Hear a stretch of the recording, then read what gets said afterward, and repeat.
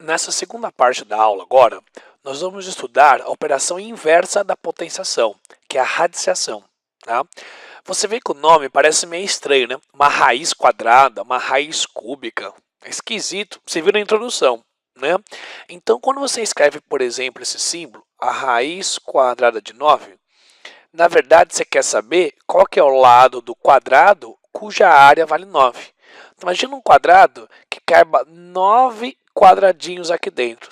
Então, se couber 9 quadradinhos aqui dentro, quanto tem que ser o lado do quadrado?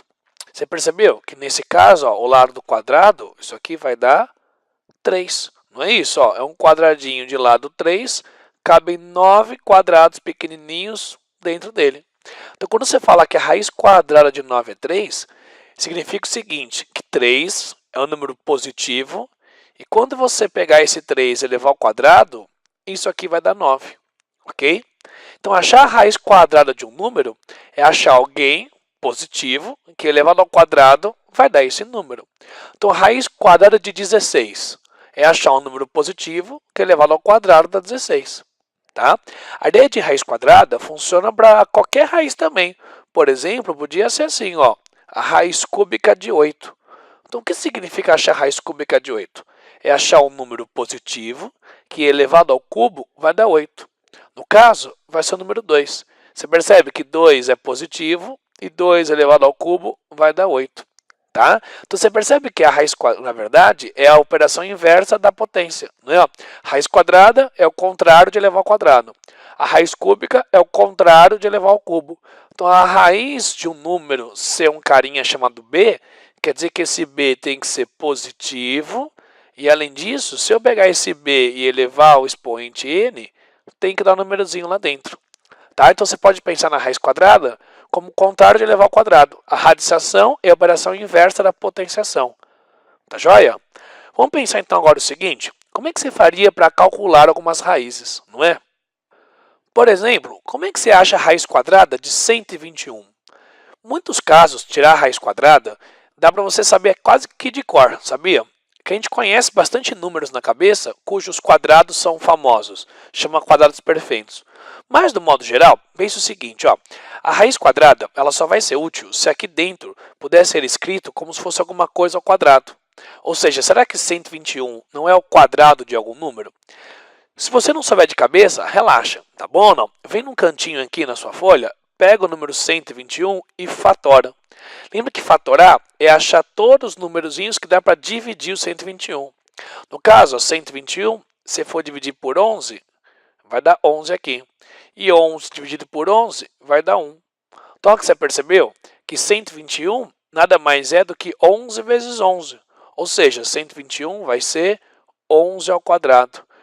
Toda vez que você for tirar a raiz quadrada de um número elevado ao quadrado, é mais fácil. Você viu que a raiz quadrada, muitas vezes, a gente nem escreve o índice 2 aqui em cima. Tá? Mas se você escrever, não está errado. Só para você reparar que escrever o índice na raiz quadrada ou não escrever nada é a mesma coisa.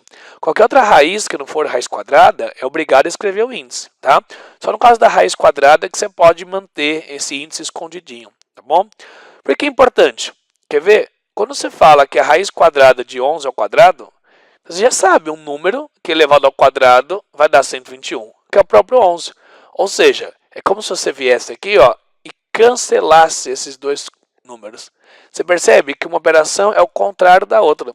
Por isso que a raiz quadrada e o quadrado vão acabar cancelando. Então, nesse caso, vai dar 11. Ou seja, a raiz quadrada de 121 é exatamente o número 11. Ok? Então, sempre quando você for calcular uma raiz, pensa nisso. Escrever lá dentro como se fosse o quadrado de alguém, se fosse raiz quadrada.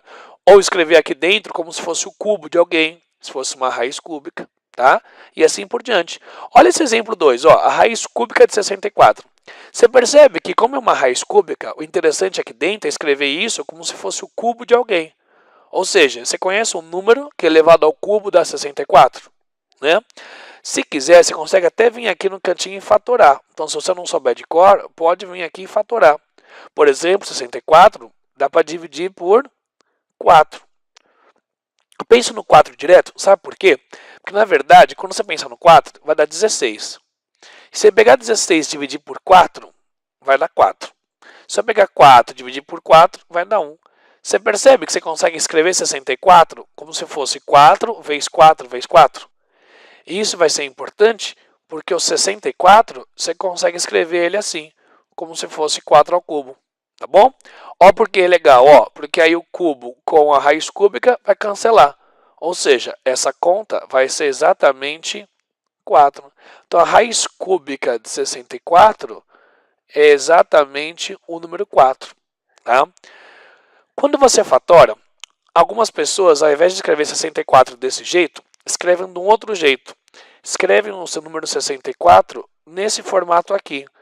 Eles usam fatorações só usando potências de 2. Fica 2 à sexta. Se você fatorou 64 desse jeito, não tem problema, sabia? Porque mesmo assim a ideia continua sendo a mesma. A raiz cúbica, esse expoente, dá para simplificar. Como se fosse uma fração, sabe? 3 e 6, ó, dá para simplificar. Aqui dentro ficaria 2. Ou seja, essa continha ficaria a base 2 elevado ao expoente 2. De qualquer forma, daria 4 também. Então, tanto esse aqui quanto esse aqui, esses dois jeitos dão certo. Tá bom ou não? Tá? Eu gosto de pensar desse jeito porque é mais interessante, né? E dá certo para todas as raízes. Tá bom? Bom, vamos para o nosso último exemplo aqui dessa parte, ó, que aparece para a gente aqui a raiz quadrada de 12. Bom, quando você vai no canto aqui e tentar fatorar o 12 dá para dividir por 2, vai dar 6. Dá para dividir por 2, vai dar 3. E 3 dá para dividir por 3, fica 1. Você percebe que a fatoração do 12 ficou 2 ao quadrado vezes 3? Então é legal você perceber que quando você for escrever esse número desse jeito, 2 ao quadrado vezes 3, eu não posso simplesmente cancelar a raiz quadrada, porque esse número 3 não tem o quadrado também. Nesse caso, olha que interessante, quer dizer que raiz de 12 não vai ser o número inteiro. Esse número existe, vai ser um número quebradinho, tá? Não vai ser um número inteiro. Muitas vezes, quando a sua raiz não for um número exato, você não consegue calcular a raiz, mas você consegue simplificar essa raiz. O que é simplificar? É você escrever fora da raiz o máximo de coisas que você conseguir. No caso, olha que interessante, só o número 2, esse cara conseguiria cancelar, porque o 2 apareceu aqui, ó, 2 vezes. Então, quem conseguiria cancelar, você coloca fora da raiz, e quem não conseguiu cancelar, no caso do 3, fica dentro da raiz. Então, raiz de 12 é a mesma coisa que 2 raiz de 3. Tá? Fazer essa conta é o mesmo resultado que fazer essa conta aqui. Tá? Então, toda vez que a sua raiz não for exata, tenta simplificar a sua raiz. Tentar escrever fora da raiz o máximo de coisa que você conseguir. Isso vai ser bem útil, tá bem? Vamos treinar um pouco o conceito de raiz quadrada e o conceito de outras raízes também? Dá uma olhada nessas questões.